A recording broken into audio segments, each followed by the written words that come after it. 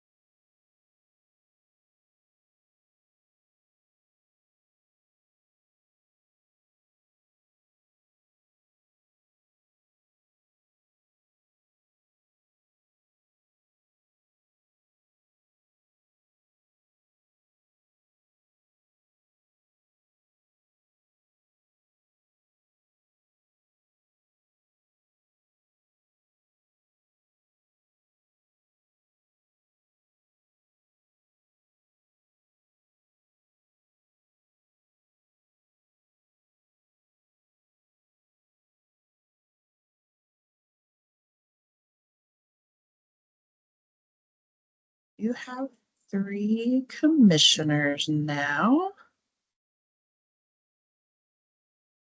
Okay.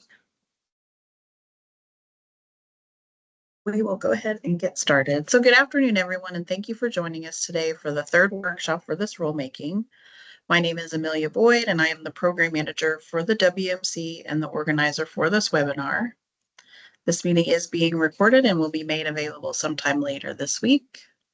The documents which will be discussed today are available on our website, which is wmc.wa.gov.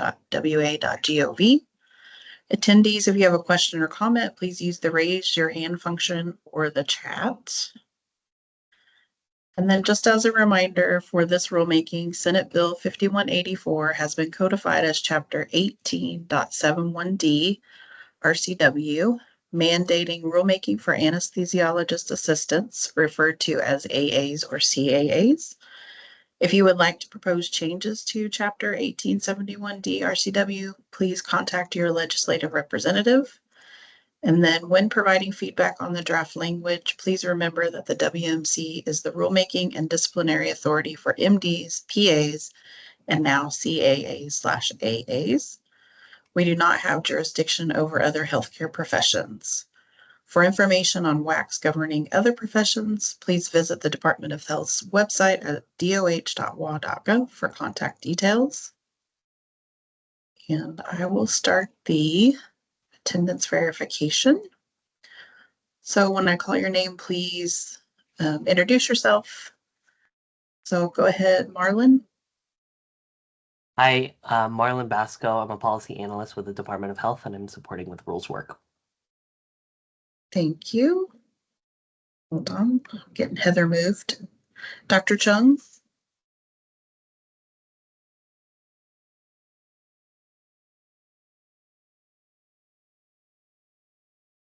Says you're unmuted, but we cannot hear you.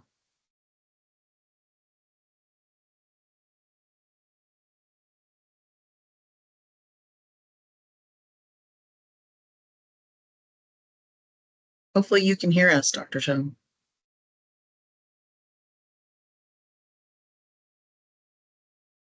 Okay, we'll move on to Marissa. Marissa Courtney, licensing manager for the Medical Commission. Dr. Curry. Hi, Diana Curry, Commissioner. Thank you. Heather Carter. Yeah, good afternoon. Heather Carter, Assistant Attorney General, Legal Advisor to the Commission. Micah Matthews. Micah Matthews, Deputy Executive Director to the Commission. Thank you. And we'll try one more time with Dr. Chung.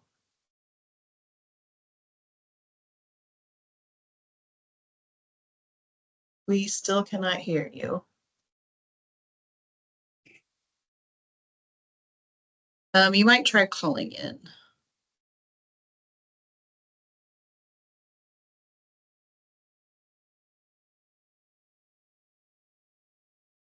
I'll put the information in the chat.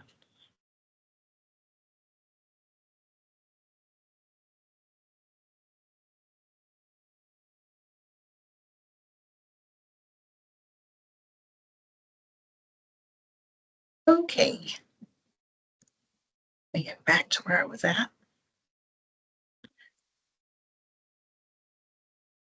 So hopefully Dr. Chung can see what's in the chat. Apologies for the technical difficulties. Okay, and with that, I will hand it over to Dr. Domino to introduce herself and to begin the script. Hi, I'm Karen Domino. I'm an anesthesiologist and chair of the Washington Medical Commission. Good afternoon. As I said, my name is Karen Domino. I will be the presiding officer for this rules workshop. Today is Monday, November 18th, 2024, and it's now 1:37 p.m. This meeting is being held via Teams webinar and in person at the Department of Health located on 111 Israel Road, Southeast in Tumwater, Washington. The rule being discussed today is regarding the new profession, Certified Anesthesiologist Assistants. Ms. Boyd, please outline our focus for today's workshop and provide our proposed rule development timeline. Thank you. For our draft language discussion today, we'll be reviewing and discussing the revisions made based on suggestions from the previous workshops. And then we will begin our discussion of the comments that we've received. And then here's our proposed rule development timeline. We are still on track with this timeline, and we do have 2 more rules workshops scheduled, one for December the 6th. That's the next one. Amelia, can you hear me? Yes, we can. All right, backup technology. Thank I'm you. So Jim. go ahead and introduce yourself. Thank you. Jimmy Chung. I'm a general surgeon, Washington Medical Commission, Commissioner, District 1. Thank you. Okay.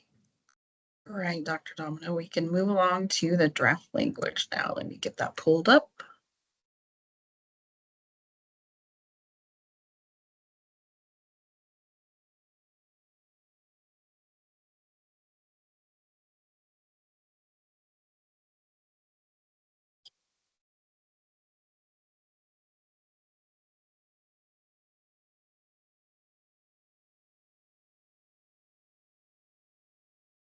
Okay, so we made some changes the last time, and most of those changes, I think all of them are in the red, except there will be occasionally be some blue in here. So let me make sure you guys can all see the draft language, correct? Okay. All right, so Micah has a note here clarifying the varying use of anesthesiologist versus physician anesthesiologist. I'm assuming what you mean there is that's why we've combined these, right, Micah? Yeah, so the issue is, and we haven't quite gotten to it, but the plan is to delete the office-based surgery section, and that is where qualified physician language lives. And so by deleting that, we don't actually need the qualified physician anesthesiologist. There's also an ask to just call it anesthesiologist as opposed to physician anesthesiologist, and just be consistent with that. And I would support Sure. both of those changes. Okay. All right, commissioners, before we get to the audience questions, do you have any questions or comments about this change? Sounds fine.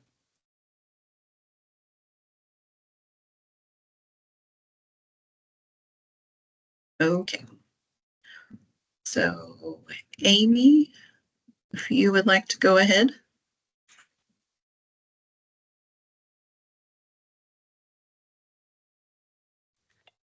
Hi, thank you. That was going to be my suggestion since the office-based procedures stuff was coming out is can we just then put this back to the definition as it is in statute and just instead of using these other terms, just use the term anesthesiologist throughout. And I think that's cleaner and simpler and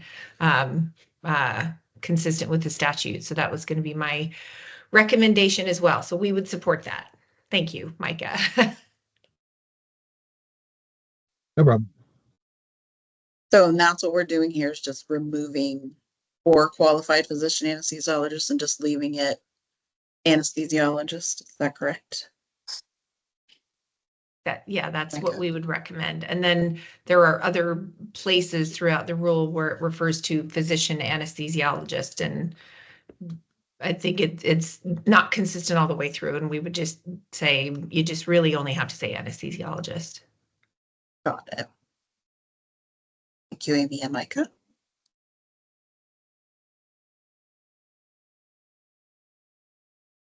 Okay, and then moving on, there was a request for us to make it more clear that anesthesiologist assistant and certified anesthesiologist or assistant are essentially the same, but we've added this, like we've combined those definitions and added a little bit of clarifying in here. Does this work? Does this fill the request from the last workshop that we make it more clear?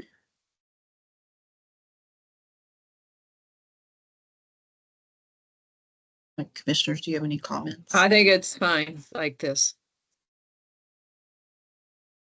But I didn't have issues before, so there were lots of hands up from those. Could also, those who are there, it'd be helpful for us if you identify what organization you represent, just it helps us just know who you are. Sorry. It's just, otherwise we don't even see you. We just hear your voice. Thank you. Dr. Curry or Dr. Chung, do you have any comments about this change? I think it's fine.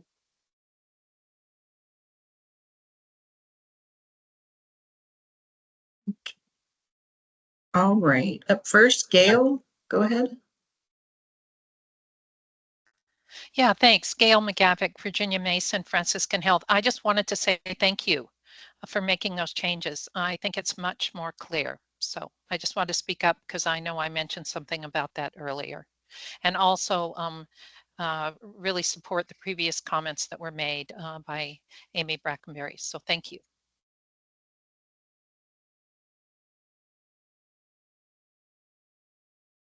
Thank you.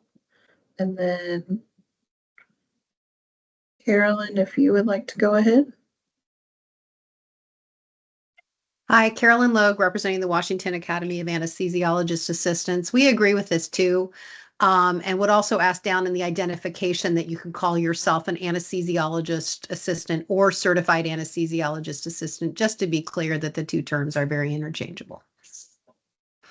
And we also agree with the previous comments. Thank you. Thank you. Any other comments?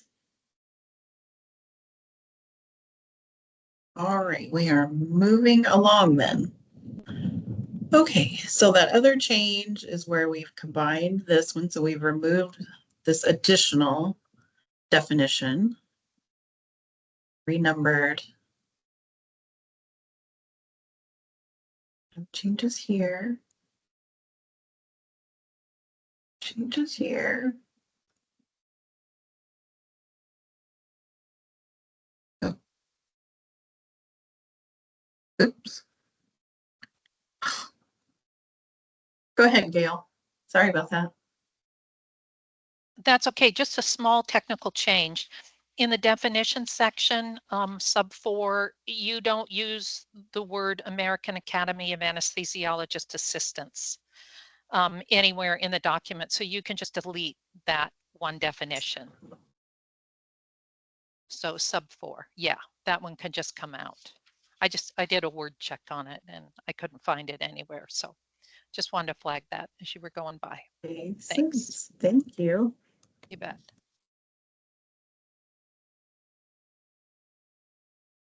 Okay.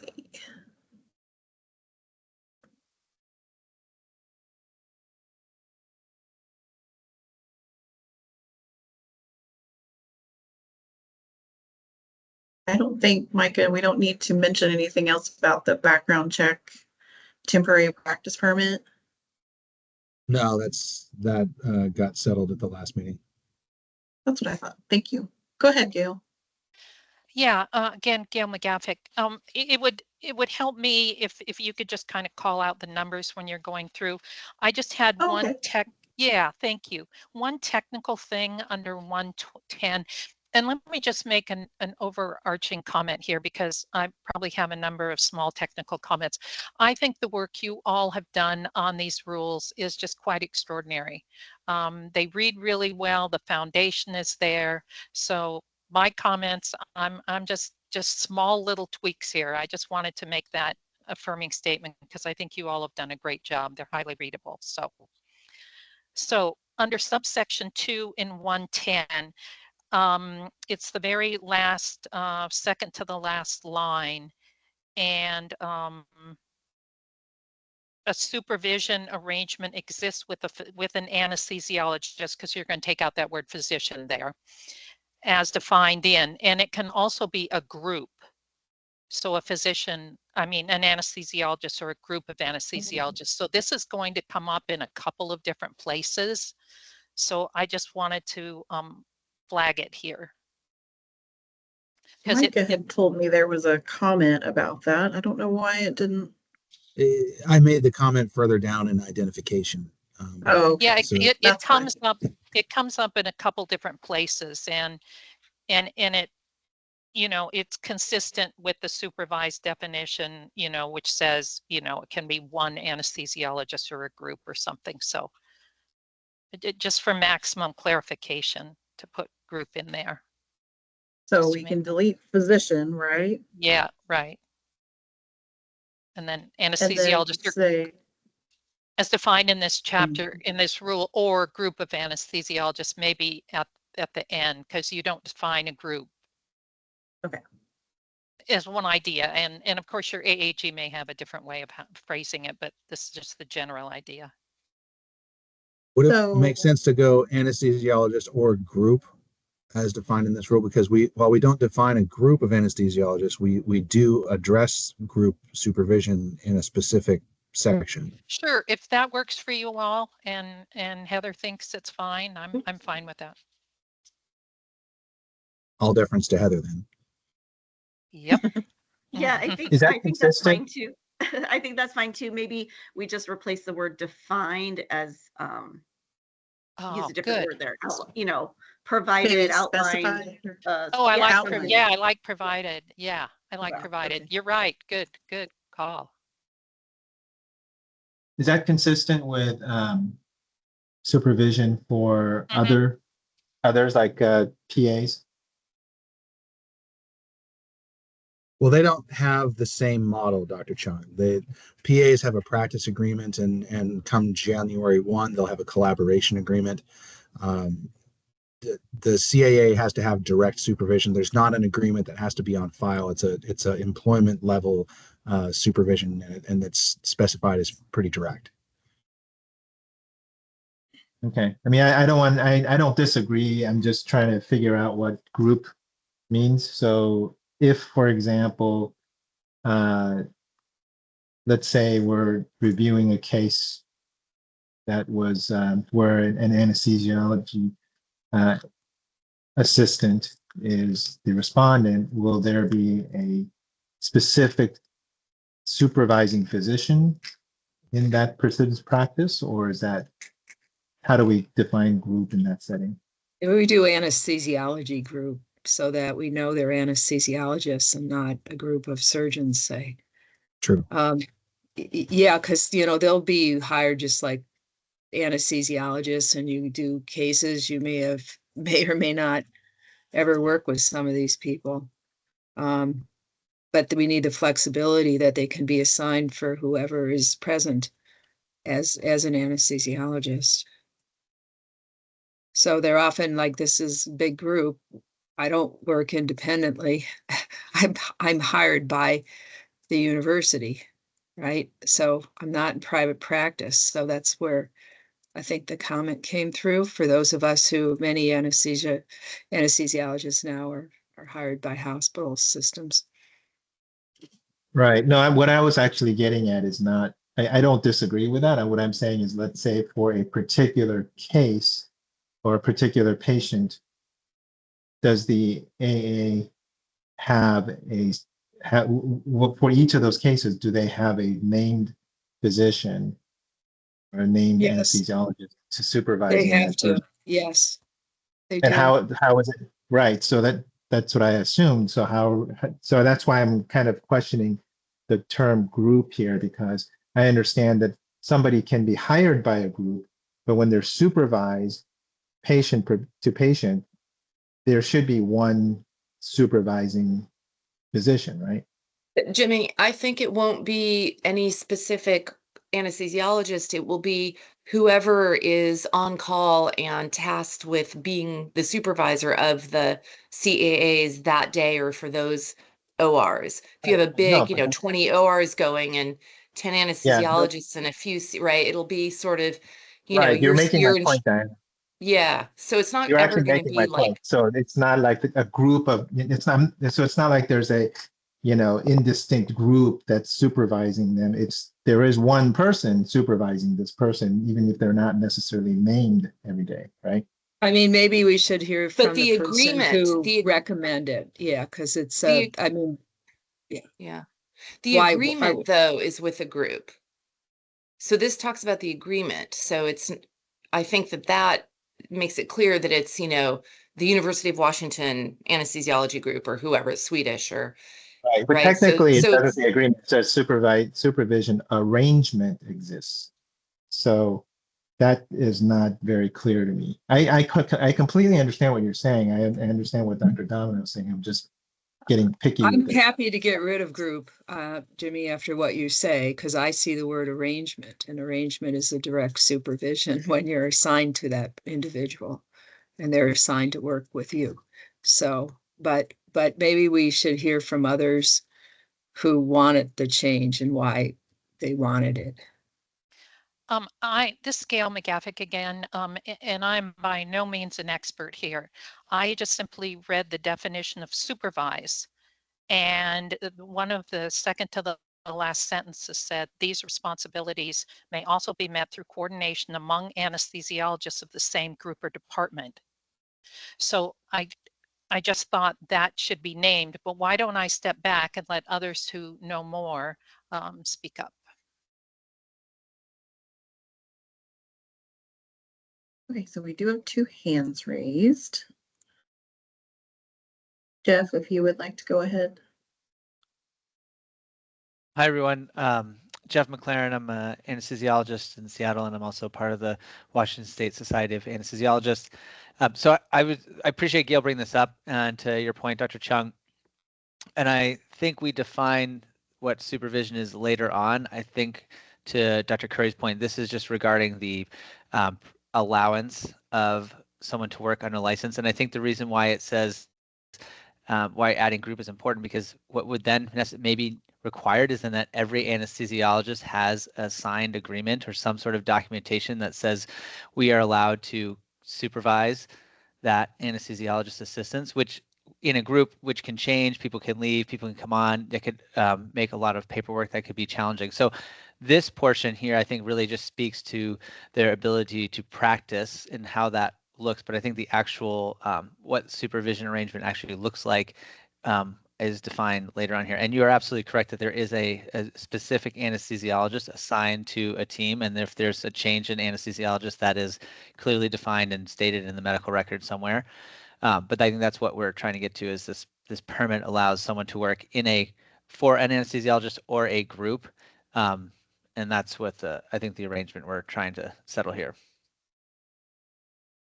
Yeah, and I appreciate that, and that makes sense. I think my point was not so much, I'm not concerned about the supervision part. I'm just concerned about the word group? Because I wasn't sure what that would entail, but I think you explained it pretty well there. We have one more hand raised. Carolyn, go ahead. Hi, Carolyn Logue with the Washington Academy of Anesthesiologist Assistants again. This might be beating a dead horse here, but I think this is why with this language, we feel very strongly that you do the as provided in this rule so that you are always going back to both the statutory or the rule descriptions in terms of how those arrangements are made. So it allows this, nothing would change supervision by a specific anesthesiologist during the time the anesthesiologist assistance is working. It just recognizes those different arrangements. Thank you. I was just, that seemed fine, but I'm still wondering about group because the group is an anesthesia group, right? It's not a GI group, as an example, employing anesthesia assistants, right? So that, I don't know if that's necessary to put anesthesia group, but. I see your point, Karen, because I think technically, I suppose a group of surgeons could hire an AA and be a supervising group. I mean, So commissioners, I'm just going to pop on and say that's not the case. You go and you clarify quite clearly in the group supervision models what group and what individuals can supervise CAAs. And it's not GIs or any surgeons or anything else. It's a group of anesthesiologists. But that comes later in the document, right? Yes, in the section that specifically talks about supervision. But should it be defined earlier is my question. If you don't think so, I'm fine not to. I just didn't want any confusion because adding the word group does provide confusion. I mean, I think you could say or anesthesia group, and that would be enough to hold you over until the supervision piece.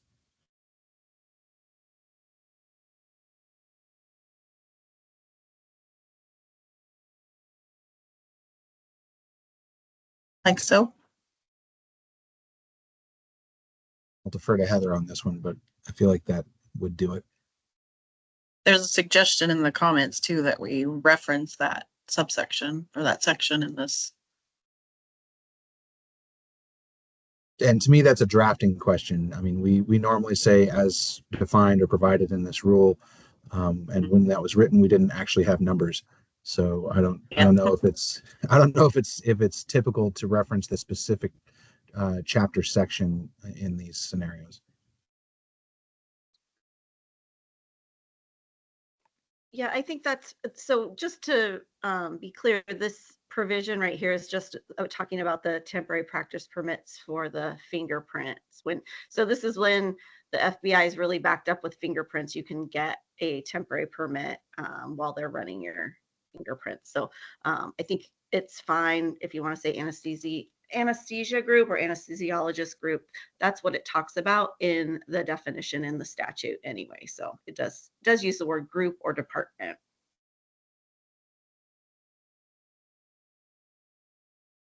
In that case, I would recommend us saying anesthesiologist group, just to be exceptionally clear. Okay. So I have a question. I'm sorry to keep drilling on this. Now, there are some groups that have anesthesiologists and CRNAs.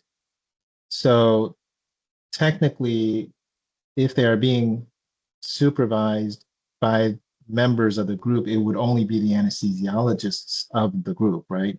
Correct. So by calling it anesthesiologist group, are you then not including those groups that also include CRNAs as a group? We've got a question or a comment from Amy Brackenberry that we might want to hear.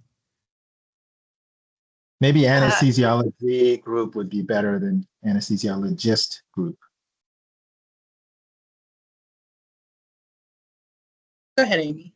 Okay, sorry. I just, so to address this is Amy Brackenberry, the Washington State Society of Anesthesiologists, and the statute only allows anesthesiologists who are physicians to supervise anesthesiologist assistants. So you would have to go back and change the statute to make any changes to this supervisory. So by adding anesthesiology group or anesthesiologist group, you are making it more clear that it is only the anesthesiologist or the anesthesiologist group who can supervise, but I don't think anything in what is being proposed here would give the ability to supervise to anyone other than the anesthesiologist.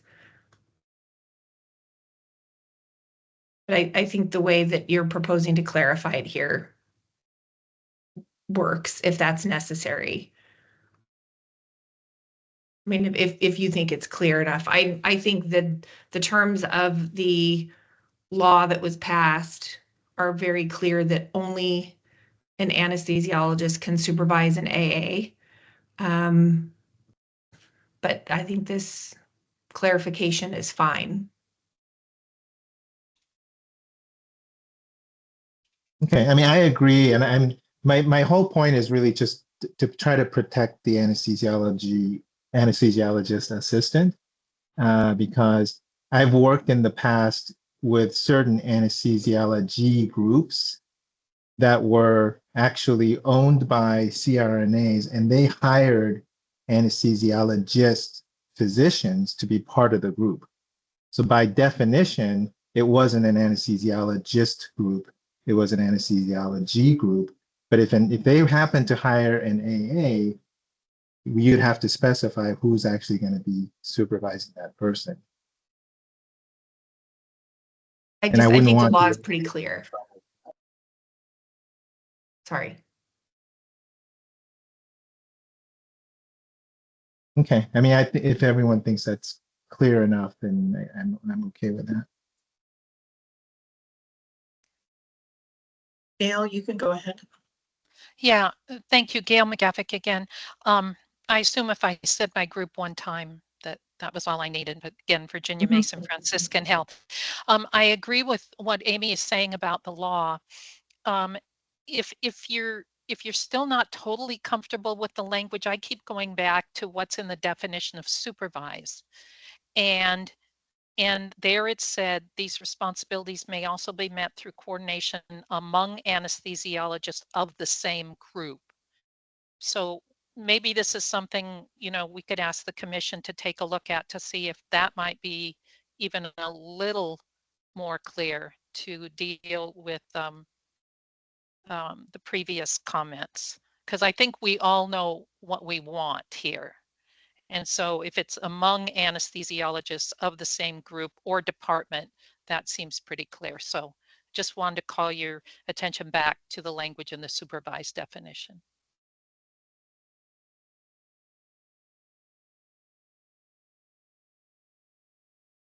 Thank you.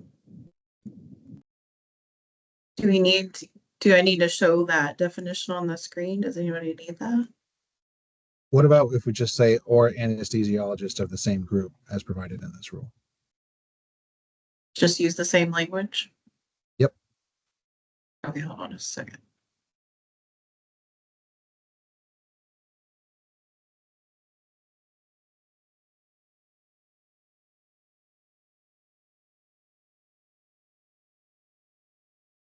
I like what Micah just said. I think that makes a lot of sense. So, Yeah, I like or it too as well. It's excellent.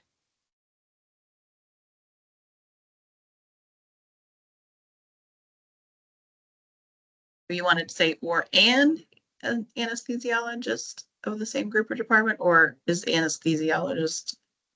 It should be plural because we're talking group. Okay, got it. Is that better? That clarify it?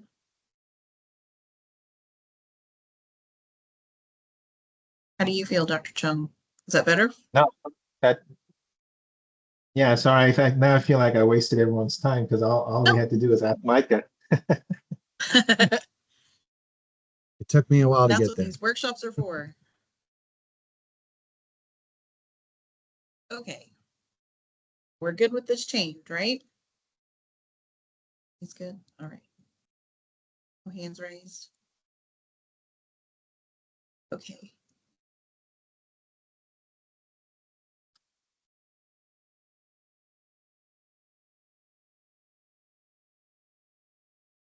Okay, so Gail, did you have anything about 3 or 4 in this section?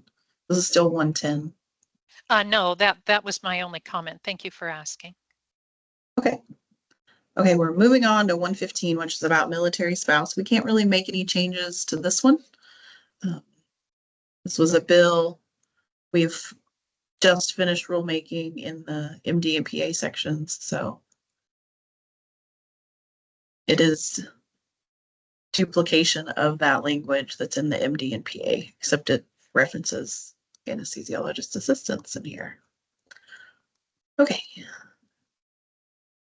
Now we're moving on to 120. I don't think we have any edits in this one. This was edited in the previous workshops, but it is good now as far as I know. I don't think we made any changes to 125, which is about the continuing medical education cycle and maintenance of licensure. Rolling right along. We can't make any changes to 130. It is language that's in statute, so we haven't made any changes to it during these workshops. Same with 135, which is about health Gail equity has her hand up. continuing education training. Oh, go ahead, Gail. Yeah, thanks. Gail McGaffick again. This is just purely technical. I noticed in the CME you have 2 different categories. And so when you look in the suicide assessment in 130 and also in the health equity in 135, it says the same category specified in, and it gives the WAC, the previous WAC, but they're 2 categories. So maybe just take a look at that and decide if they would fit for category 1 or, or not. So just a clarify in both of those. So I'm referring in Yes. 130 to subsection 4. Right, and so last, yeah. the suicide prevention training would meet category, I mean, it depends on what training they're taking, right? I mean, there's a model list, but it depends on what training they're taking. So it should fit 1 or 2. I think it depends on what the requirement of the CME is. And so is it saying that it has to be category 1 or category 2, or is it just you have to take X hours? And my recollection of suicide prevention was it had to be a certain number of hours. So it's And certain so- number of hours, Mhm. and it has to be a training that's on the model list that the DOH puts together. Right. So it has to be one. And we're Like, it has to one be of one of like those. 3 professions that deals with actual Cat 1, Cat 2, as I understand it. At least accredited So- under the ACCME scheme. So I think just to circle back to what Gail was talking about, I think it still applies without changing because those CMEs are going to be part of those categories either way, and it's their choice which one they complete.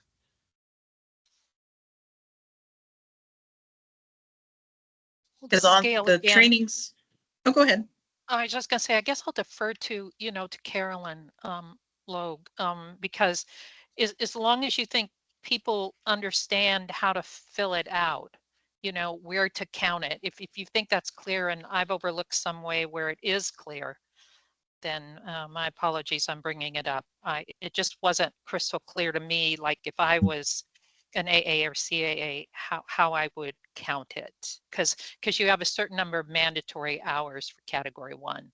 So, but, Right. So everyone's clear, every 4 years you have to do 200 credit hours, 80 of which have to be category 1. So the reason that it's not clear is because there's some discretion on the part of the practitioner. And so whether they choose to complete these 2 trainings as part of that 200 in under the category 1 or category 2 status really comes down to how much they've done already. Oh, okay. I got it. So it's really flexible as to where it would fit. Our intent is to be as flexible as possible with that 200 hours. So that's why our standing policy Okay. is essentially, if there's a new CME requirement, it always goes under the 200 hours every 4 years, unless someone has a very specific idea about that. Okay. Well, if this is clear to everyone else, then I will step back, as they say.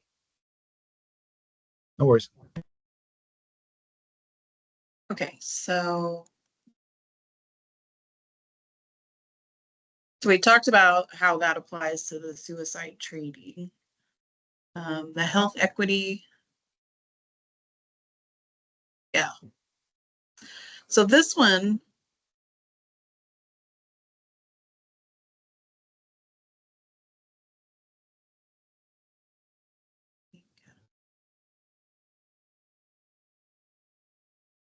I mean, is that clear that it counts towards meeting applicable?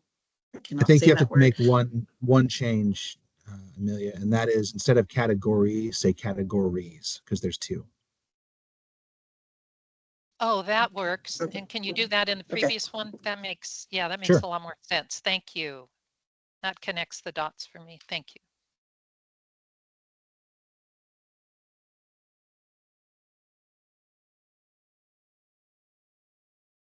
I have to find category. I think you got to scroll down, Amelia. Suicide is the next one. Okay. I went too far. Apologies. On a list, blah, blah. It's under number Is it 4. in? Oh, Yeah, 4. it's 4. Same, Last there we line. go. There you go. Thank you. You bet. Okay.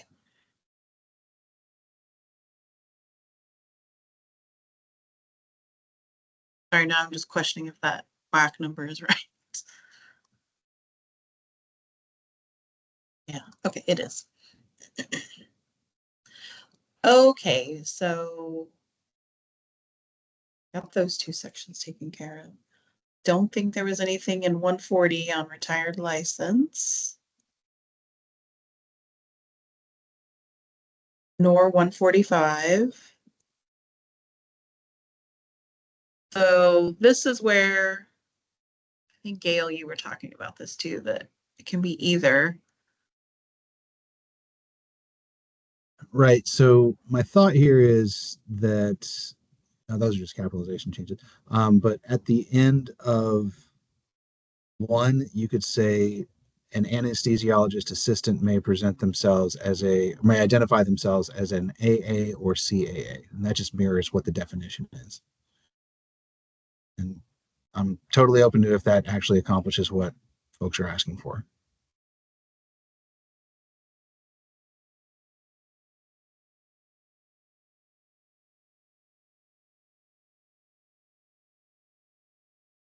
Go ahead, Gail. Yeah, thanks, Micah. Gail McGaffick again. Yeah, I like it. And I think, Carolyn, I see her hand up. Should let her probably go first, but I like it. So thank you for that. I think it's just maximum clarification. So thank you. Carolyn, if you had your hand up, it disappeared. You can go ahead.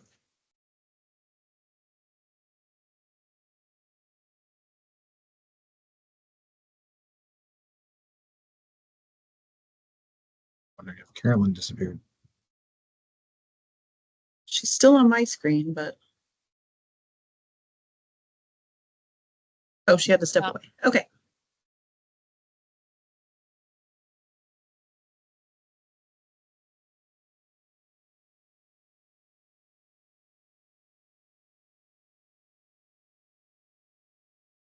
Was that good, or you wanted to say something different? Do we need to put in parentheses behind each term the CAA and AACAA? that's what I was thinking too.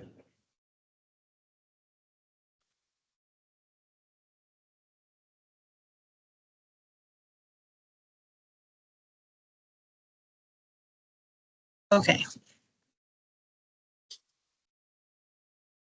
Resolve this comment. Okay.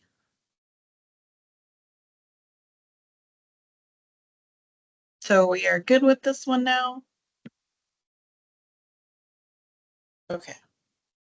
All right, moving along to 155. We cannot make any changes to that one because it's very short anyway. And then we want to use the same language here that we established in that earlier section about a group. Yeah, if we could just copy and paste it from and then replace the qualified physician anesthesiologist piece, or I'm sorry, after the qualified anesthesiologist. I cannot talk. After anesthesiologist, and then delete qualified physician So anesthesiologist. delete that. Yeah. And I will snag that language. Get to where I need to go here.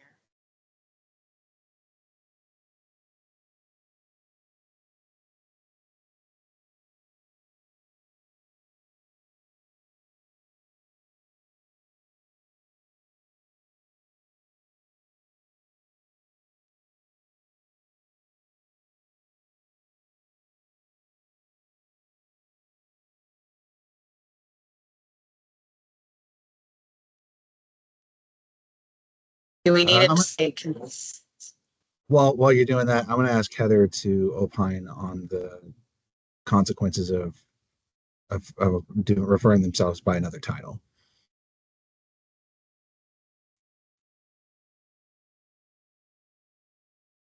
What other title are you talking about? Yeah. And there's just a question: is there any type of consequence if they refer themselves by another title? Oh. I'm familiar with title protection, but I don't. I mean, obviously, I'm not totally familiar I think with that. the issue is, and it's this, you have the same, how they refer to themselves for PAs, that they basically can't refer to themselves as the anesthesiologist. I mean, that's what we don't want, is someone saying that they're a physician when they're not. So if they refer to themselves by something that is still truthful, then that's probably fine. It's the misleading titles that can be problematic.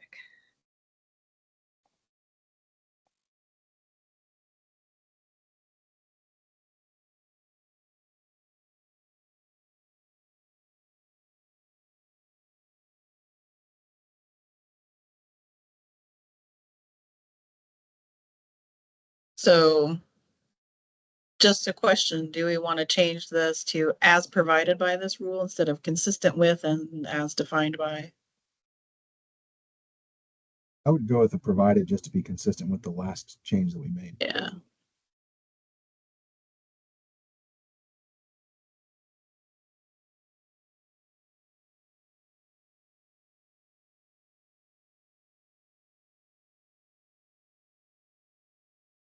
Okay.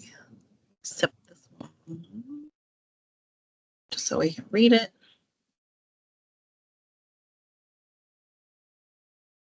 Right. Moving along, we're still in 160.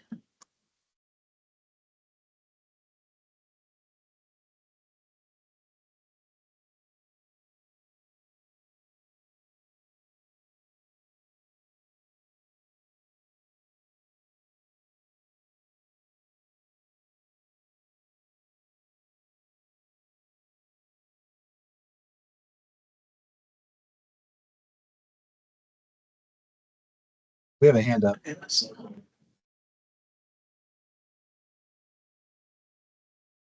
ahead, Kevin.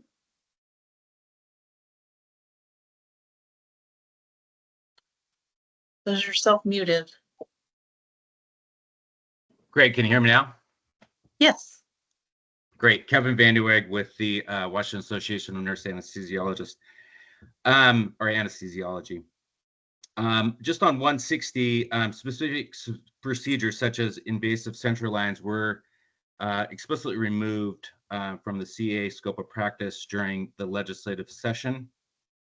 This was carefully considered compromise, agreed upon by all stakeholders.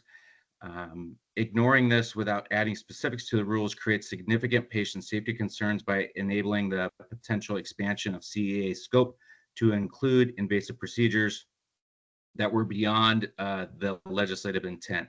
The proposed rule in 160 here that we're on states, other tasks not prohibited by the law under the supervision of a licensed anesthesiologist that an anesthesiologist assistant has been trained and is proficient to assist with. WANA has concerns that this will lead to CAAs performing central lines.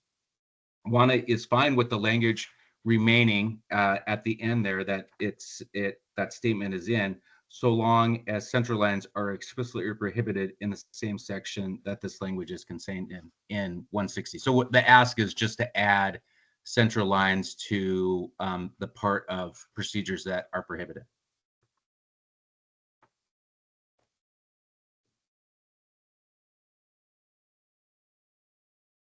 Commissioners, thoughts?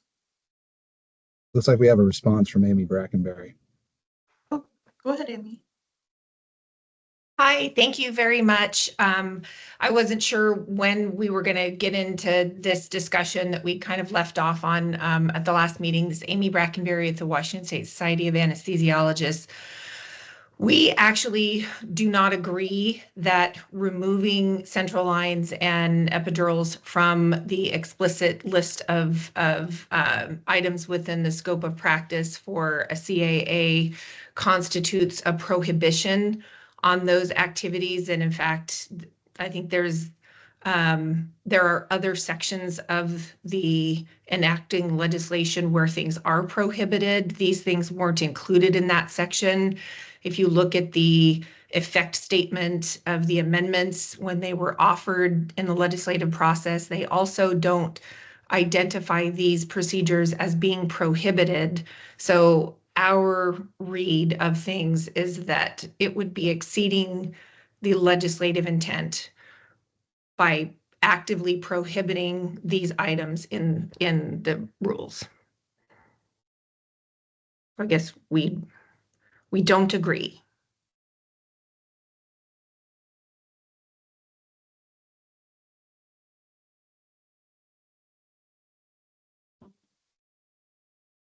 See if I can get Kelly. Go ahead, Kelly. Hi, thank you. This is Kelly Camp. I'm the president of the Washington Association of Nurse Anesthesiology. And I'm going to speak just to the epidural section specifically. The language around epidurals was specifically changed. The AAs are not allowed to assist with epidurals any longer. They are allowed to manage and maintain epidurals and regional blocks that have already been placed. So that is very specific in the language of the statute. And so epidurals and regional blocks are not part of the CAA scope in Washington State.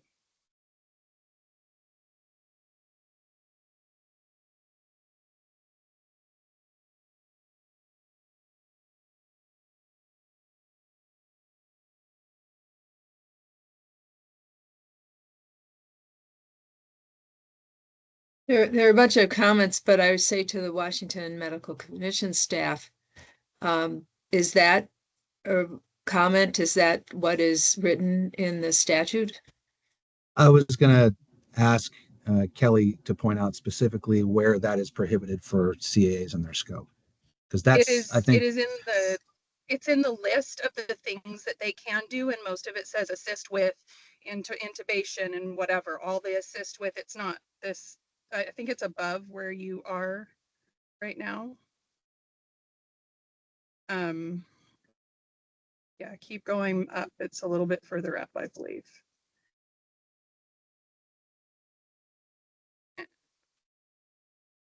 Right there, number N, maintaining and managing established neuraxial epidurals and regional anesthesia, but not initiating or placing them.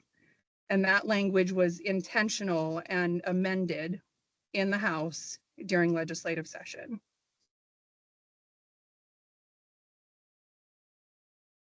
all right. We have two other comments.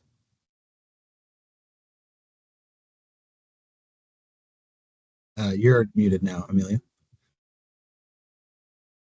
Carolyn, you're unmuted if you'd like to speak. Thank you, Micah. I didn't know if Dr. McLaren needed to go first. Carolyn Logue, Washington Academy of Anesthesiologist Assistants. I think we have to look at this, the legislation in its entirety and its totality. There is nothing in the bill that specifically or uses the term prohibits in this case. And in fact, it falls under language that very clearly says, both prior to and in the introduction to the scope language, that this is based on, this is including but not limited to. So it is not a limiting list in any respect. The other thing is that's very clear in this bill and has been even through all of the agreements, because I can assure you we wouldn't have agreed if these things were specifically prohibited. They're just not allowed unless this is working under those anesthesiologists. And if the anesthesiologist assistants has training, that is also, and experience and all that, that can also be evaluated. It allows the anesthesiologist who's supervising to look at that specific individual anesthesiologist when it comes to those other things that are not prohibited. The use of the term prohibited is not in there at all. In addition to that, if you pull up W, it actually is a third place where there is language that says there is some flexibility built into this for the anesthesiologist to make the supervising anesthesiologist to make these determinations. And that's assisting with other tasks, not prohibited by law. And I think it's very interesting because we've talked about the drug prescribing. The use of the word prohibit is used there very clearly, and it is not used here. Those things were only removed in the agreement that that said that they were not going to be allowed basically for everybody to do, but those would fall under this W and also the including but not limited to, and the supervision of the anesthesiologist, his or herself. And I think also, I can't see, I don't think there's any way, and I don't know, we've got some people who are more nationally oriented here, but these things are done by anesthesiologist assistants in other states, and they are done safely. And so I think it's really important to look at, just because language was removed doesn't mean it was prohibited in statute. Go ahead, Jeff. Jeff McLaren, anesthesiologist here, Washington State Society of Anesthesiologists.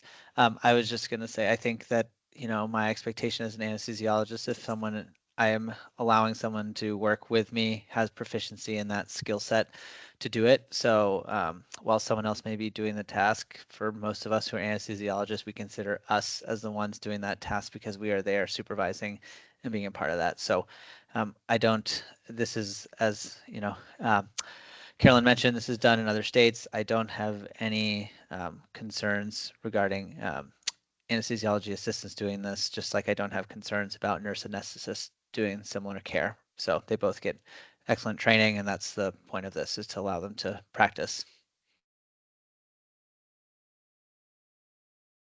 Thank you. Go ahead, Kelly.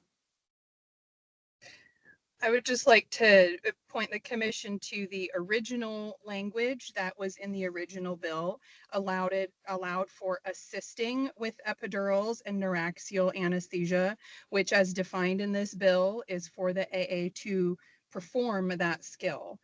The language clearly is different now, where it states they can manage and maintain some that are existing. That obviously is an amendment and a change that was made during the session.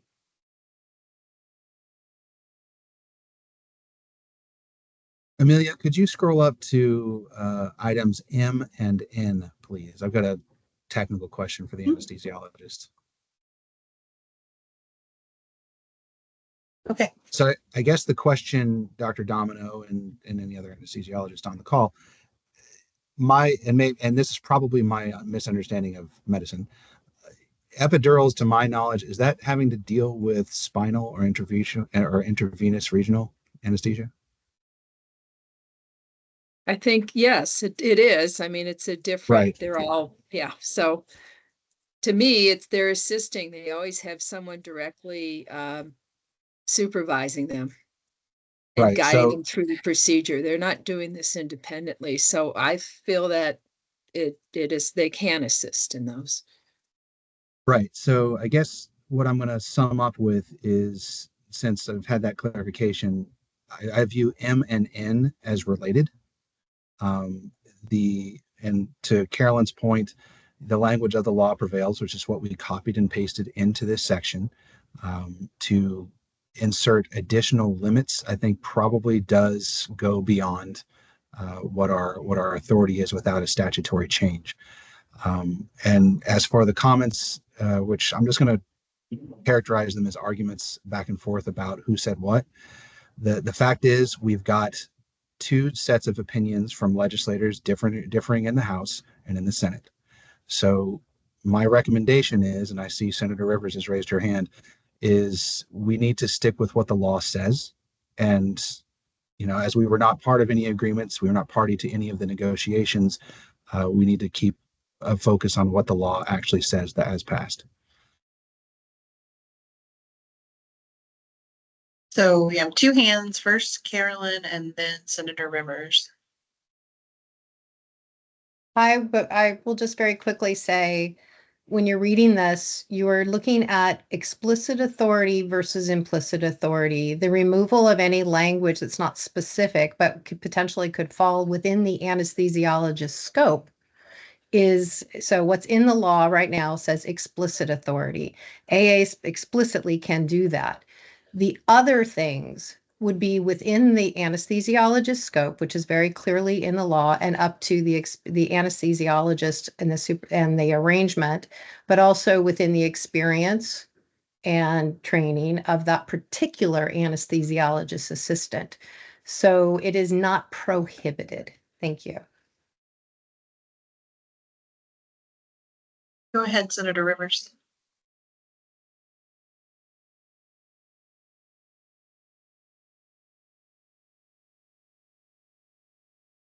Oh, you put your hand down.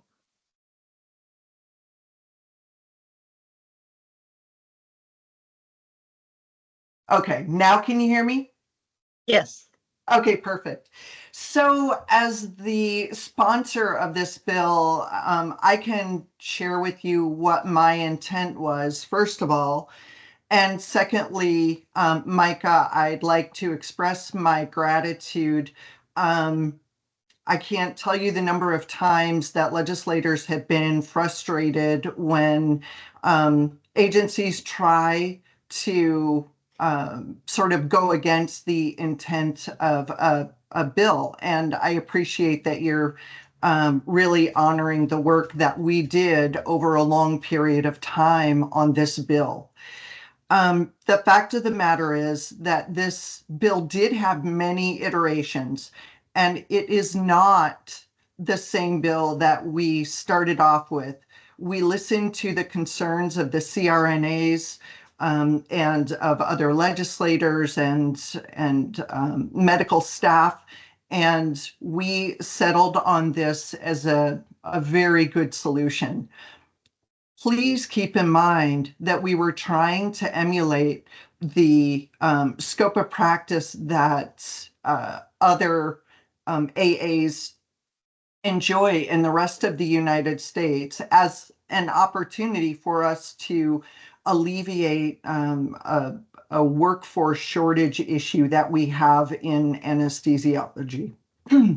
So the bill is very clear, and I just am grateful for you sticking with the intent as is outlined in the clear language of the bill.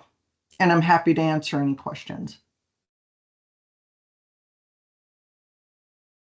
Commissioners, do you have any questions for Senator Rivers, the prime sponsor of this bill that is now law? Well, I have one. I'm Karen Domino. There's this discussion back and forth, and I mean, this is the language. It says is this the final bill language? And then with this quote prohibition, I don't know where that comes in. And I wonder, since I don't know anything about the law, I'm just looking at this. If you can explain why we have different points of view reflected in this group. I can't speak to that. All I know is that this was a well-worked and agreed to bill. we heard from the CRNAs that they looked at the bill afterwards. They said they wouldn't fight it, although I'm not sure that actually happened. But it does say in there very specifically, including but not limited to. So things are not excluded. So I don't know how it can be any clearer than that. Yeah, thanks. Because to me, it seems to be up to the individual anesthesiologist, who is the one ultimately responsible for supervising the individuals, to figure out where, what their skill set is and that. And so I just didn't know where the prohibition language, and there's like back and forth these arguments about it. And I don't know where it comes from. Well, Thank I you. appreciate you pointing out as well that, I mean, it is the anesthesiologist whose backside's on the line, right, in the final analysis. And so they do need to have discretion about what they're comfortable with. And I think we need to recognize that and create a space for them to help AAs grow as well. I did see one comment, I just say from my own viewpoint, when I see there are a variety of different things, and assisting with spinal and intravenous regional anesthesia is different than maintaining and managing established neuraxial epidurals and regional anesthesia. Those are two different things. So I don't see them as contradictory, and I don't personally see the maintaining and managing as eliminating their ability to assist in the placement of these blocks.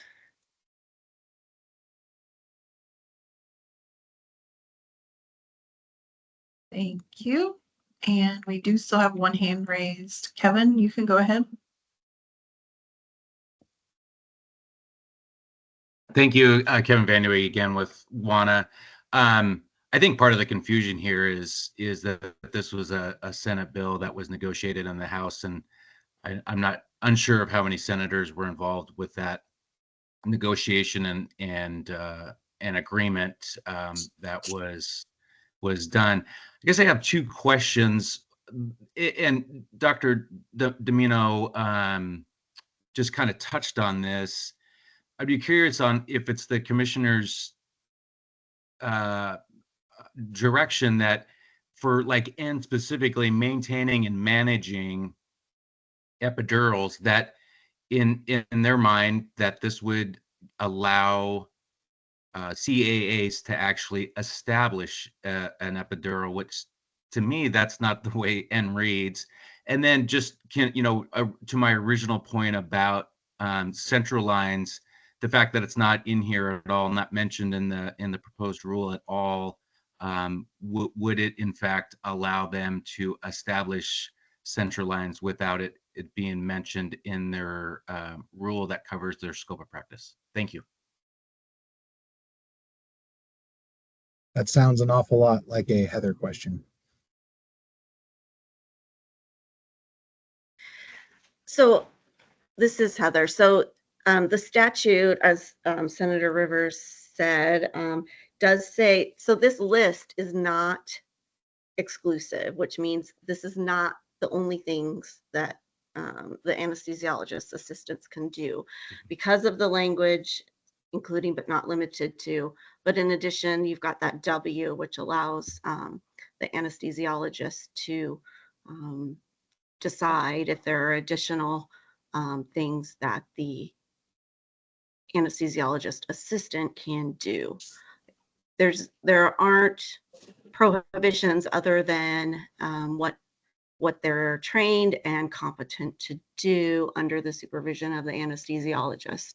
So when we're looking at interpreting a statute, you look at the plain language, and then if that is not ambiguous, which I don't think any of this language is ambiguous, the sort of legislative history, a court's not going to look at that to interpret the statute, a plain statute. They're not going to look at what happened in the legislature back and forth in negotiations and what was agreed on. We're just looking straight at the statute. And that's what I think you've put directly from the statute into this rule. So I don't know that there's been any changes, at least in this provision from the statute. So that this is the plain language of the statute, just reiterated here.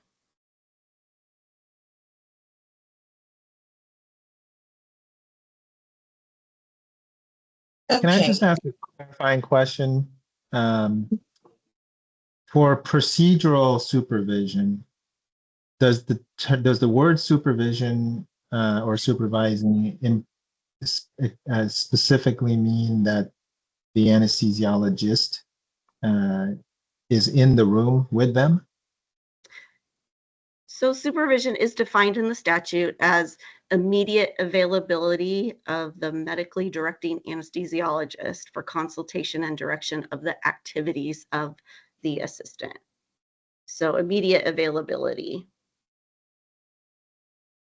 There are some restrictions, Dr. Chung. There are certain things where the anesthesiologist must be present physically in order to have those things performed.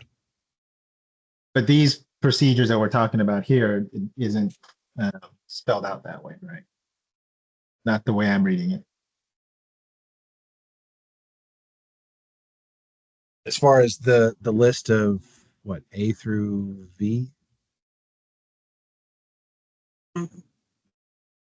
Right. I don't think any of them actually says somebody has to be in the room with them. I don't believe so, but I'd need us to scroll up further in order to know that.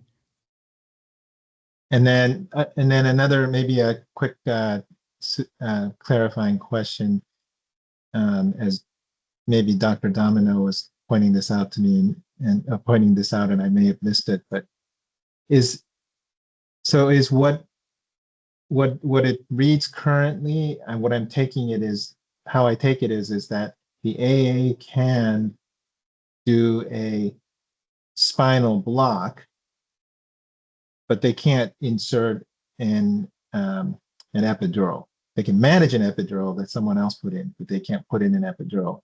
But they can administer a spinal block. I see those as different things. Well, I mean, to be technical, it's a subarachnoid block, which isn't there. And I think spinal is a broad term to mean both a subarachnoid block and an epidural block. And all I can say is, I know we don't want to get into billing. That is a different thing. But obviously, anyone providing anesthesiologists supervising these would like to maximize the amount that they, the billing aspect. And that means all the things that we are required to do, which is present on induction, emergence, all critical phases immediately available throughout. And you have to be there if you're going to watch and help assist somebody placing an arterial line or a central venous catheter, which, by the way, are very infrequently used now these days, that you have to be there physically present. And so, I mean, in a lot of places have certification for placing central venous catheters as well. And so anyway, they work directly with, they're not independent like a nurse anesthetist. So, I mean, to me, it's all under the direction of the anesthesiologist. And you can't spell out every single thing. Yes. And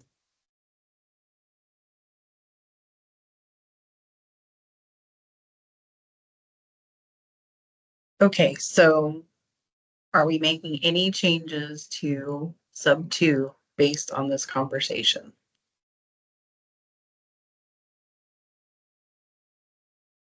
Not that I've seen. And to respond to D, while I appreciate what you're saying, again, I will reiterate, it doesn't matter what the previous versions of the bill were. What matters to us, as we've been directed to implement this profession and do these rules, is what is in the law. That's it.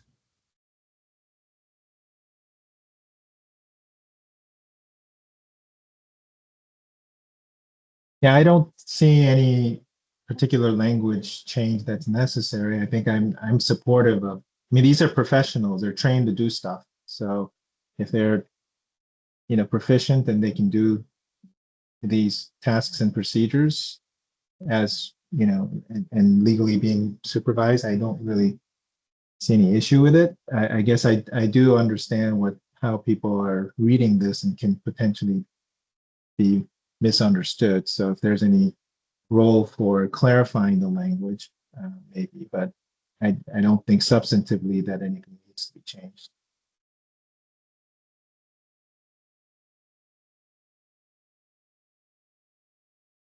Okay. Could we go to the next section then? Yeah. So moving on to 165. So I'm just going to accept this little change. Are there any comments or questions about supervision ratios and group supervision?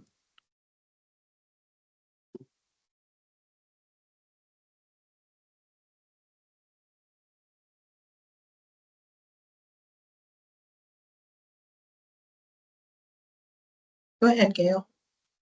Yeah, Gail McGaffick again, no question. There are just 4 places where the word physician can be removed as a modifier of anesthesiologist. So I don't know if you want to, I think Micah might have grabbed the first one in 1, or you just want to make a note. There's 1 and 2.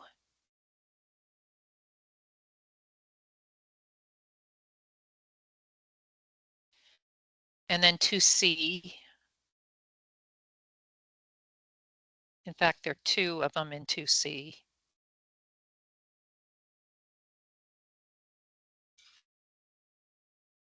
Yeah. Oh, and then, oh, I know. In sub C, I think you want what escalation and anesthesiologist backup rather than physician. Yeah. Sorry, I wasn't clear. Nope, I was getting there. Oh, well, you saw it. Good for you. Yeah. Because I didn't say it right. And then in 4.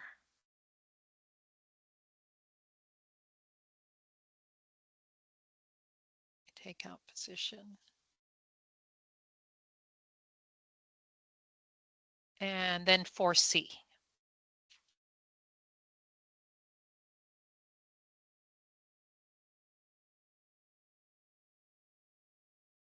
And I would just save you calling on me again, because in 170, there are a few, physicians in there 3 times. And there it would be supervising anesthesiologist in that first one. Right. Yeah. Okay. And then there are other 2, you can just take out the word physician there. And then the last line, that would be supervising anesthesiologist again.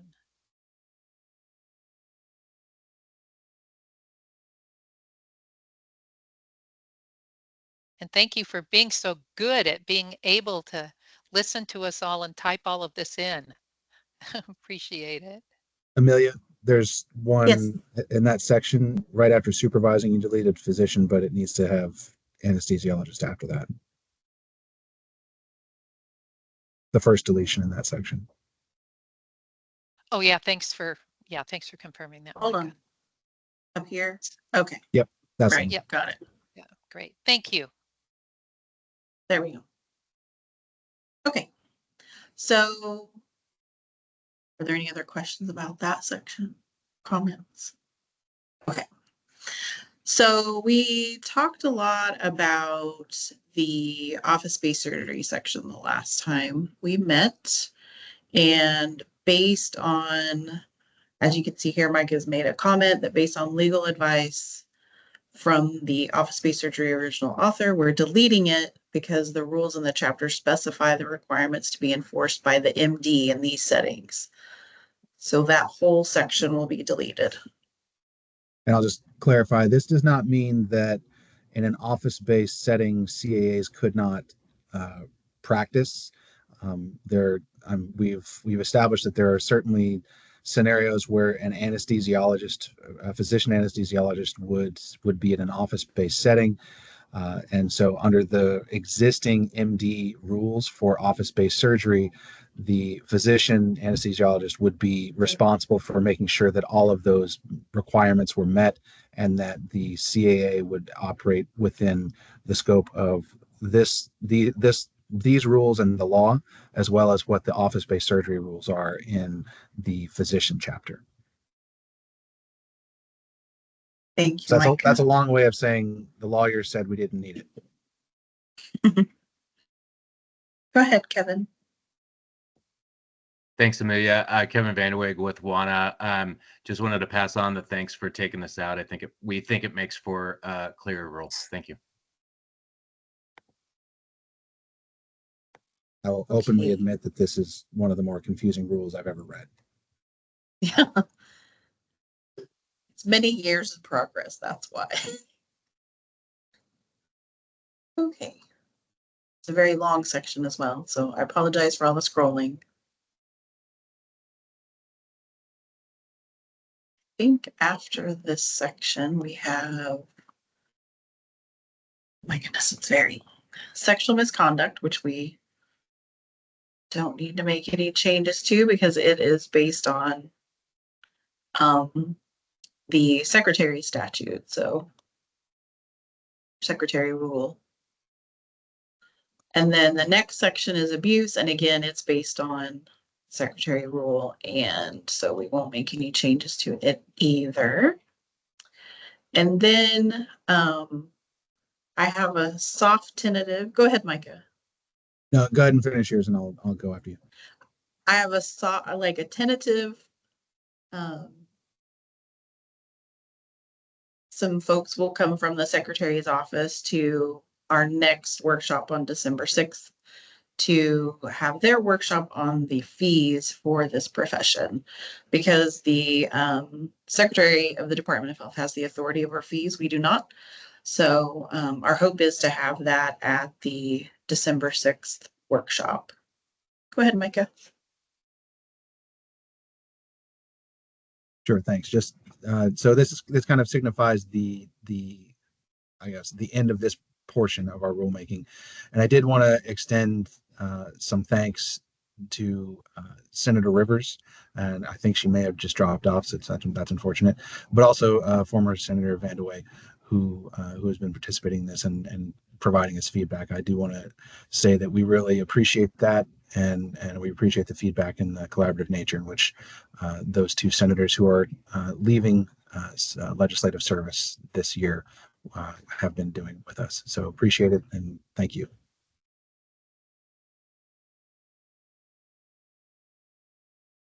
Thank you, Micah. So are there any other questions or comments that haven't been addressed at this workshop from commissioners or the audience? Oh, go ahead, Kevin.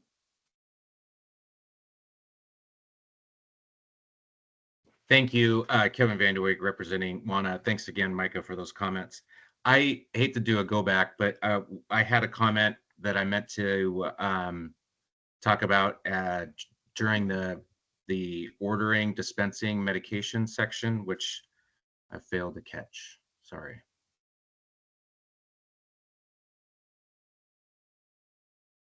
Are you talking about this one? So it's Yeah. CII under 160 practice limitations. Yes. Okay. And sorry, I mean, I'm reading from some comments here, so hopefully this is clear. And we keep harping back to the the negotiations during session. During the legislative negotiation, all parties agreed that CAAs would not have ordering or prescribing authority. This was a critical component to ensure patient safety and maintain scope delineations. The proposed rule contains language for CAAs to order medication within the facility. This would include controlled substances. To WANA's knowledge, no other states allow CAAs to prescribe and order as defined by the DEA. And the DEA definition is every practitioner who dispenses, which includes by definition administering and prescribing controlled substances and schedules 2 through 5 must be registered with the DEA. WANA requests that medication ordering be completed by the supervising physician. It is imperative that the rules reflect the legislative intent by clearly prohibiting CAAs from ordering of medications or prescribing in any capacity, and clarifying that all orders are made by and the responsibility of the physician anesthesiologist directing the care. Thank you.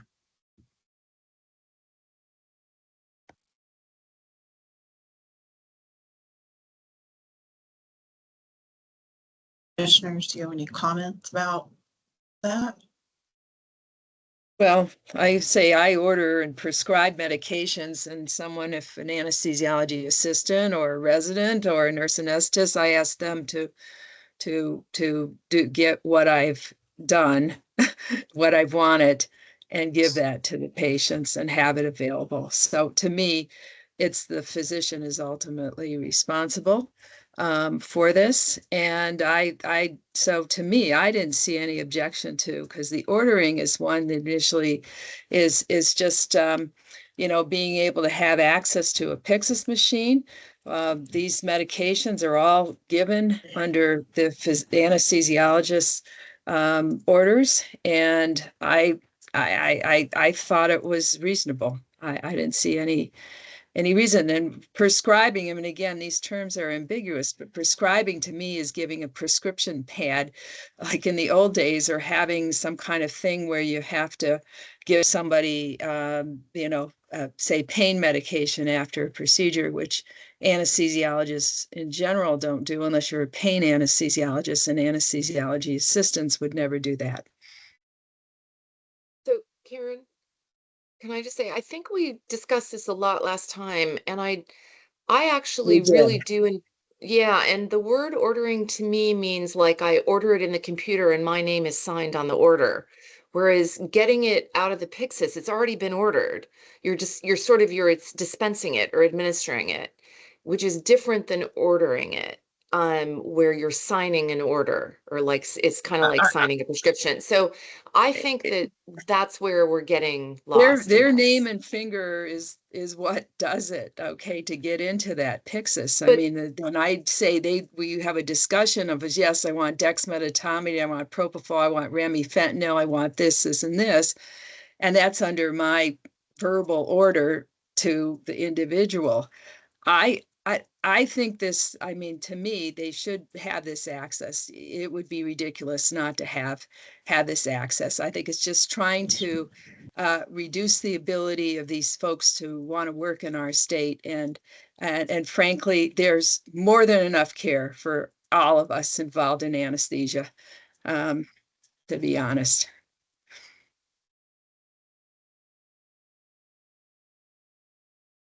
Go ahead, Amy. This is Amy, WSSA. I'm not sure I could say it any better than Dr. Domino, but I did want to just mention that we did talk about this quite a bit at the last meeting, and did make it clear that this is all being done under the direction of the anesthesiologist. So I think the language that we have here is fine and is consistent with what we understand to be the legislative intent of the legislation. So thank you. Thank you, Amy. Go ahead, Dee. Dr. Bender, sorry.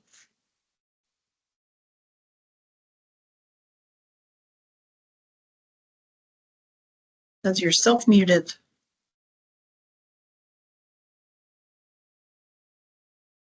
Can you hear me? Oh, yes. Okay, thank you. I would just say that using the definition that the DEA uses is something that you should consider, because it is the defining words that should be used when you're making your state language.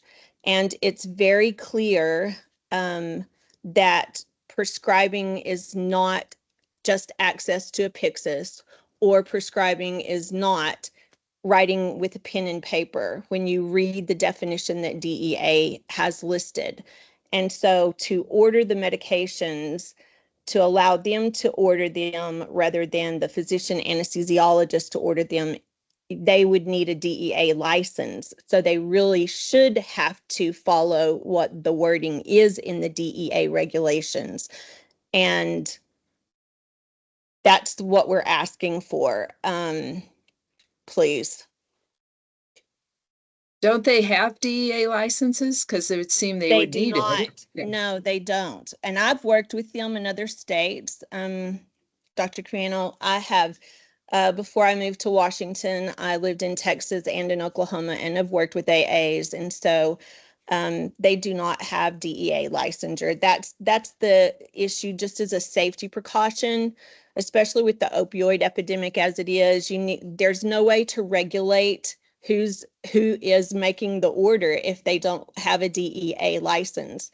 So y'all should be the ones who are doing the orders.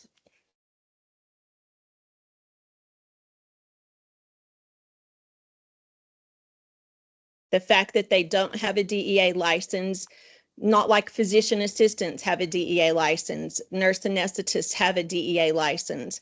There's a difference. And that not being able to pull back and really structure down on who is prescribing and ordering is where the problem comes in. Then you cannot track it. And the opioid epidemic is enough that not tracking it and having state statute that's different from every other state is problematic.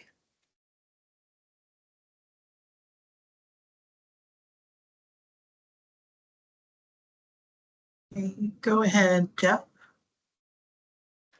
Hi, Dr. Jeff McLaren, anesthesiologist. I just want to make clear, so I think ordering and prescribing are a couple different things here. So an anesthesiologist, most providers will order something, but an anesthesiologist rarely, there are certain circumstances where we will rarely write a prescription for a patient to go home with.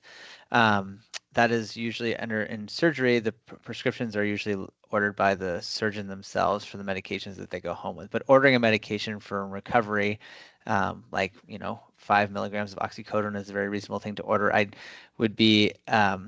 don't think it's out of their scope of practice to order that for postoperative pain management. It does not mean they go home with those medications. It's just they're basically ordering, again, under our licensure as the supervising anesthesiologist to write orders for patients. So I would be very hesitant about changing language to prohibit the ordering of medications by these groups. And to Dr. Curry, your point about pulling medications out, the way anesthesia often works is we're not writing a pre-operative set of orders for patients. We're having a discussion about a plan, but there's not set orders written down or written electronically that then someone can take out for as an anesthesia provider. That's more for like the postoperative nursing and in that kind of care. So the pharmacist approves, as Dee Bender points out, that when an order is placed, the pharmacist is one approving those orders. So there is additional oversight in hospitals for patients. So can I just quickly ask, thank you for clarifying that. If a mistake is made, so somebody, instead of giving 5 milligrams of something, gives 50, right? How do you track that, and it was a verbal, like from the anesthesiologist to the assistant. How is that tracked, or how is that sort of sorted out? Yeah, great question. To me, it's the anesthesiologist's responsibility, right? Yeah. But so the anesthesiologist, Karen, says, I told you 5 or whatever, and they're It's like, your no, you said responsibility, 50. regardless of if your communication skill is inadequate. It's the anesthesiologist's responsibility. Okay. Just like, So just like it is for our residents, many of whom don't have a DEA license. Okay. all right. And so in the record, on the anesthesia record, the CEA would document, I was being supervised by Dr. Domino. These are the meds I gave, whatever. That supervising anesthesiologist name would be on the chart somewhere, so you could kind of It's on know the chart who they and talked all to the about it. Okay. attestations, All all okay. those are standard. Yeah. It's all clear. Okay. They're standard for billing purposes, and no one's going to not do it because they won't get billed. They won't get Got it. paid, right? So Okay.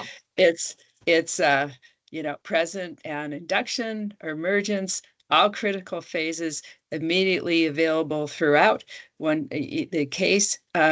You can add in other things, but that's kind of and any particular type of thing like an arterial line or a central venous line or use of an ultrasound, those all require additional attestations for purposes. So I think the bottom line is they're there to help the anesthesiologists. They're not working independently. And to Dr. Domino's point, when she mentioned residents as well, so residents also do not have DA licenses, but their orders are done under. So when they place an order, it is placed under the name of whoever is their supervising anesthesiologist. So so pharmacists are able to fill prescriptions. I wrote prescriptions. I was able to write orders my entire residency without needing to call my physician. To need to call my anesthesiologist to order that. So there are ways to do that. And there are plenty of ways to track these medications, to be clear. Anytime something's taken out of a Pyxis is tracked. Any order that is written is tracked by the hospital. So there are many ways to do this. And again, I do not think that we're not expecting CAs to be writing prescriptions for patients to be going home with. That is, again, the surgeon's responsibility for postoperative pain management. This is just the management of a person who is in the perioperative setting. Sure. I just want to point a couple things out. So the first thing is this language is talking about use within the facility where ordered. The second thing is the language is explicitly stating that ordering something that was, as previously discussed as part of the care plan, is not prescribing. So Dr. Domino, I think, gave a very clear description, as well as, I'm sorry, I don't know your name. I just got your initials, JM, about how this actually works and how you don't necessarily need a DEA license. Finally, just going to the comments. Number one, the DEA definition talks about dispenses. It's not talking about ordering. So I'm not sure that strictly applies. Shane stating that this happens in other states already with respect to CAAs and ordering things down. I think we probably should take into consideration that as well. And no, D, I'm not going to agree with an order as a prescription. You can order from a pharmacy. It's not necessarily the prescription. Yeah, I would also maybe just even expanding on what Dr. McLaren was talking about, that there is a distinction between prescribing and ordering. The prescribing, even if it happens, in my mind, happens within the walls of the hospital, is really about responsibility of the decision making as to which medication is going to be used. And as already been stated, ordering, anyone can enter an order. If we were to prohibit the actual act of ordering, that would make it very difficult because you wouldn't be able to give access to individuals to put in orders in the EHR. And so maybe I'm just oversimplifying things, but that is what I see as doing ordering, whereas the prescribing is really that responsibility of this decision making.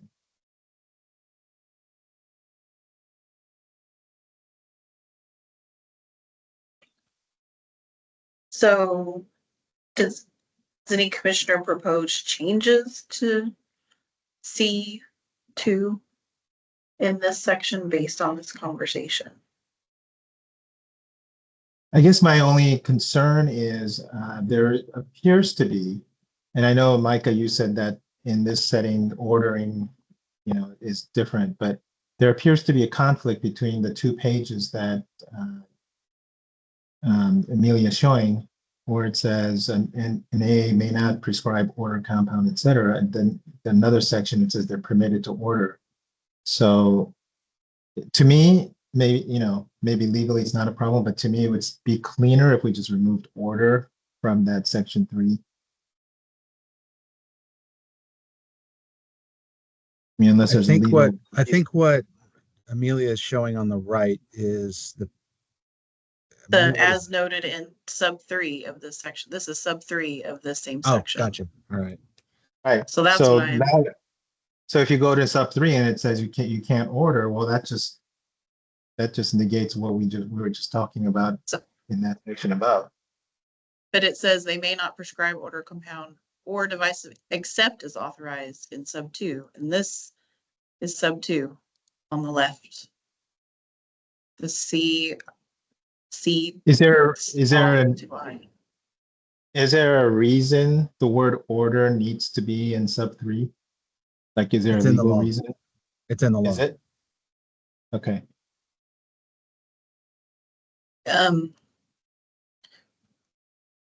Okay, hold on. So Amelia, it's in the bill to it. Is that what you're saying, Micah? It's in the bill? Yeah. So basically, Dr. Chung, there's 2 sections in this section that talks about being able to order, and there's a prohibition, and I think there's an allowance of some kind, and that's in sub 2, I believe. And so the I and 2I were added by the commission to clarify and attempt to resolve the apparent, or clarify the appearance of the conflict.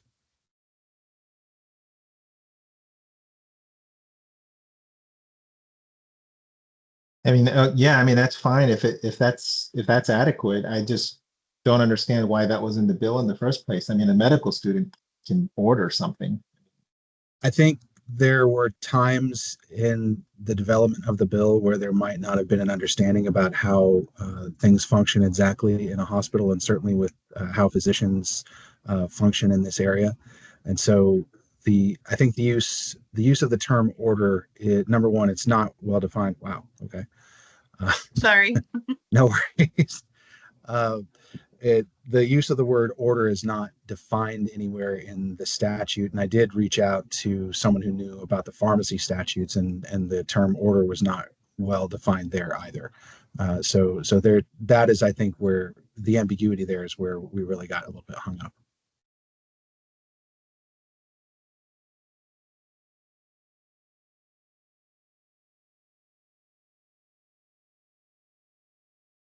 Madam Chair, may I just mention that this is Ed Lopez. Hi, Ed. Hi there. I've been listening to the conversation. Thank you. And my concern is only that we recognize that the term ordering is, I believe, needs to be purposely ambiguous because of the way that things function within the hospital or clinic setting. I think that if we did not have the freedom for a variety of medical personnel to be able to order, i.e., a nurse, i.e., a medical student, i.e., a resident, i.e., someone else, did not have the freedom to be able to order, that would mean then that every physician or every provider who has a DEA license or a prescriptive authority would be the only one that could go to a computer, now a computer, but before, in my era, it was grab the chart and write the order. Whereas today we have the ability to be able to say to, or delegate to someone within the medical community and say, could you please be kind enough to, or they would ask me or another provider, would you like for me to order that? Or are you going to order that? And I think that it's important for the functionality of the way that things work within the system for accessing patients to their medications, that we continue to understand that ordering is not prescribing from a functional standpoint, even though when you want to split hairs, it may seem ambiguous, but functionally, in my sense, from a practical standpoint, and I believe the intention of the rules or the law was to make it simple and practical as we continue serving our community.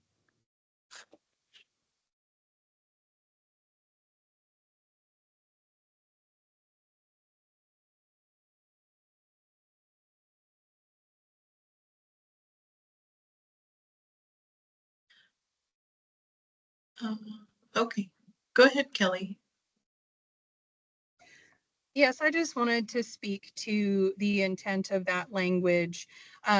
I have worked in a hospital setting since 1997 as a nurse and now as an advanced practice CRNA. I'm well aware of how things work in the hospital. That language was added intentionally to ensure that there was no independent ordering without the physician. There are many, many individuals in the hospital, as Ed very well laid out, nurses, medical students, different people within the facility that actually will enter the orders, but they are entered under that physician's name. It's not Kelly Camp RN is ordering blah, blah, blah. You know, it's Kelly Camp is ordering blah, blah, blah, because Dr. Domino gave me the order for that. And so it rests with that physician.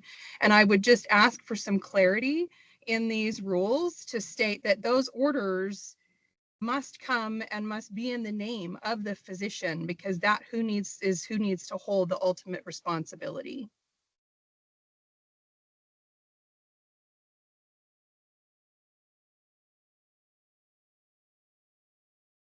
So I guess the question I have for the commissioners is that understood with what you see on the left?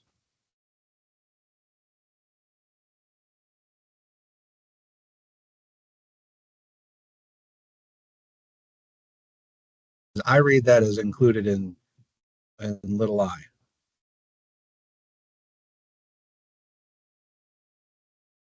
As do I.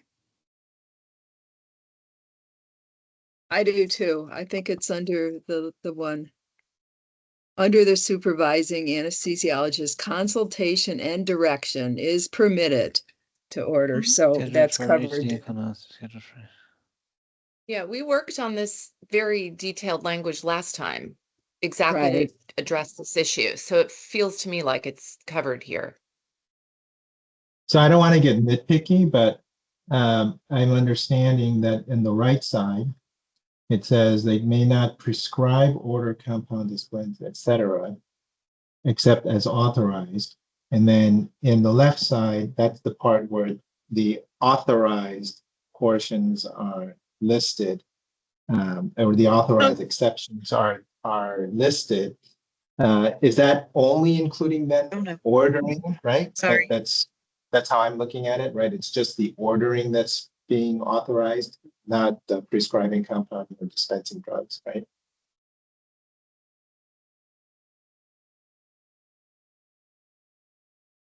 Sorry, there.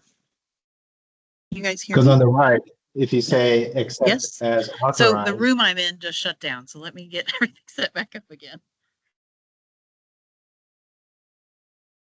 so on the right where it says except as authorized, it's kind of including all of those things. But then on the left, we're only including the ordering.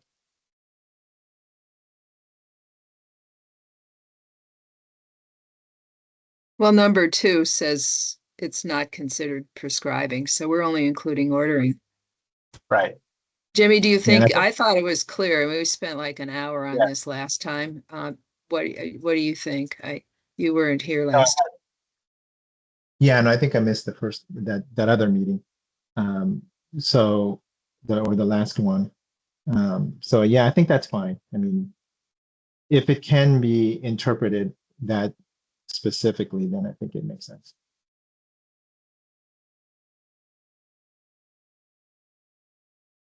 Go ahead, Amy.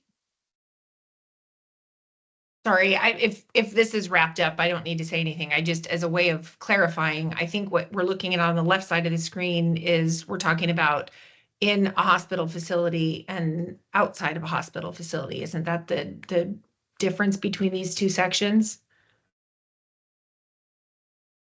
I think what we're talking about, Amy, is the I and the 1 and 2 little I Yeah, are attempting to clarify and specify that this is for ordering for use in the same facility. right. And And yeah, so basically so on premise. that's actually, I guess I would technically call that a restriction. Okay, And right. we're just clarifying that as its scope and Perfect. restriction. Okay. Yep. And that's how I understood it too. Okay. Thank you. So yeah, we don't have any changes to recommend here. Thank you, Amy. Okay, commissioners, do you have any changes to recommend on this section? Okay. So let me get this out of the way. And this out of the way.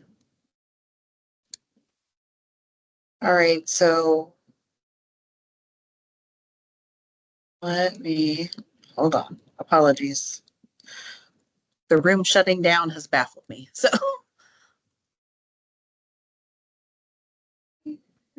Did it all just turn off on you? Yeah, it just turned off, the whole room turned off. So, the only thing that stayed on was the lights, everything else went away. So, like, your time is up, get out. So, Okay, so are we so- done with this, Amelia? Do I move on to this other discussion and other things, the comments? Yes, Or ma'am. not? Yes, ma'am. Okay. Yes. All right. Thanks for your discussion and comments. We will now discuss the written comments we received, which begin on page 62 of the meeting materials. Any written comments not covered today will be carried forward to the next workshop for discussion. All right. Amelia, do you want to show those things, the comments we received? So I have it pulled up here. It's just kind of huge. I think many of these comments have been addressed already. Let me do one thing. Okay, so as far as the commissioners go, you can, or you need to respond to every comment. I've put together some responses, and just really basic responses that are like a jumping off point. But I think for the most part, we did have these in the previous packet, many of these, not all of them, but most of them. And so you really need to go through each of them, and we only have like 7 minutes left in this meeting. So I don't know if you just want to, I can say one response as a whole. I have printed it out. I don't know if the other commissioners have, but like Sarah Brown, I liked the response. Yes, it was trying to urge for having this done in early 2025, and your answer was yes, we are committed to having this done. The rules in place by late 2025. Mm-hmm. And that's, there's not a lot we can do about the timeline. We have to have workshops, we have to have interested party feedback, and, we have to hold the hearing, and it takes time to get all of the paperwork. A non-controversial rule takes about 18 months just to complete the first interested parties process. So the fact that we're hoping to get this done by the end of next year, when we just filed this year, that's a pretty quick turnaround, I would say. And that is the response for most of these, or for many of these. Yeah. They are asking the for us to. WSSA had 2 Yeah. comments, and that was the same thing. We're trying the best we can. It's a tight timeline. Charlie Chase, also as a CAA, wants to, I think this was, they look forward to a smooth rule-making process with clear timelines, and that we appreciate their collaboration. Again, it's a tight timeline. And then Um, Kristen Colsat too is enthusiastic, trying to move back to Washington to work once we have this license available. And then we have some comments that, are a little old at this point, but where the commenter is actually here today. So, Amy, can you speak to whether we have responded to all of this comment? Yes, this is Amy on behalf of WSSA, and thanks for all of your work. And yes, we're pleased with the development of the rules so far, and appreciate your efforts to try to get these rules adopted as soon as possible. Thank you. So yes. Thank you. And then Kelly, you're also here.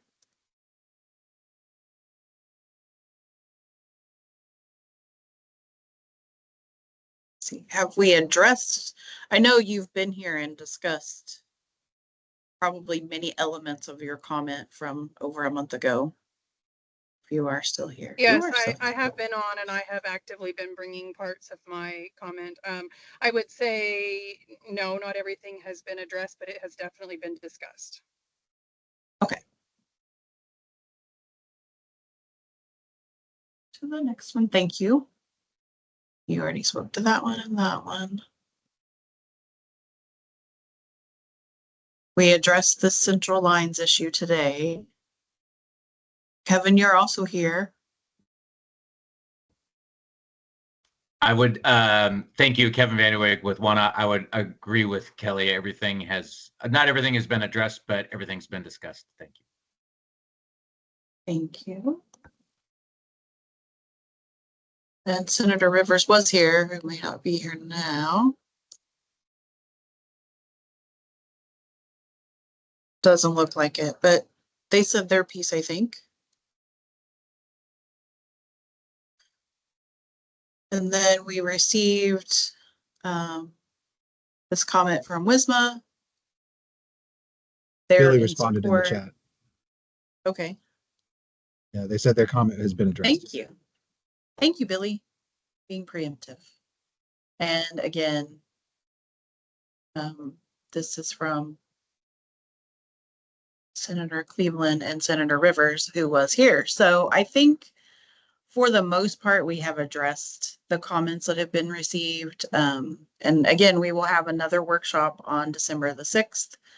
And that workshop will be focused on fees, but we will also present the clean version of the draft at that as part of that workshop. And we will not likely discuss any changes that we made at this workshop. It will just be the clean version, and we will ask for comments on that clean version. And the clean version will be posted to our website probably tomorrow. And I will send out an email through our Gov delivery with that information. Amelia? Yes. Will the posting on the website be a clean Word version? I'm asking for Gail in advance. That's a question for Jimmy. I'm gonna unmute Jimmy so she can tell us what may be the issue with that. I know we can do it, but it can be messy if Jimmy's still there. Yeah, I'm here. Can you hear me okay? Thank you. Yes. Okay. Go ahead and introduce yourself, Jimmy. Sorry. Hi, I'm Jimmy Bush. I'm the Director of Quality and Engagement with the Washington Medical Commission. I run our website, so that's why this question pertains to me. Yes, we can post a Word version. The way it works, though, is that it will show as a web link. So when you click on it and open it, it's going to open it in Microsoft Word browser version and not your desktop app. So depending on your own settings, you're going to have to pay attention to if you need to open it in what version of Word on your computer. You can email me if you have trouble accessing that, but just know that we will probably be posting a PDF and a Word version because the PDF is going to be more accessible for more people. But if you choose to kind of fiddle with the settings on your own machine and use the Word format, we can make that available for you. Gail, you can email me. Thank you, Jimmy. All right, Amelia, anything else? So again, here's our proposed rule development timeline. And as I mentioned, we will likely wrap up this meeting or this rule at the next workshop on December the 6th. And then we will be requesting the commissioners to initiate the CR 102 or the proposed rulemaking process at their January 10th business meeting. And then we have tentatively scheduled the hearing for this rule at the May 9th, I think, May 9th business meeting. And we're hoping to stick with that timeline. We do have one additional workshop scheduled just in case it's a backup on December the 16th. But we're hoping to finish on December 6th. That way we don't have to hold that one on December the 16th, but we have it there just in case.